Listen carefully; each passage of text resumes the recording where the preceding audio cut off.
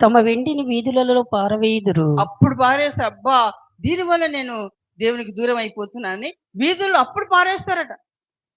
ఆ! తమ బంగారమును నిషిద్ధమని ఎంచుదురు. ఆ! యెహోవా ఉగ్రత దినమందు హ్మ్. వారి వెండియే గాని బంగారమే గాని హ్మ్. వారిని తప్పించజాలదు. తప్పించజాలదు.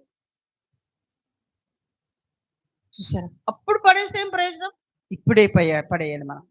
ఇప్పుడే వాటిని దూరంగా చేసుకోవాలి. ఇప్పుడే వాటిని త్రోసివేయాలి. విసర్జించాలి మనం.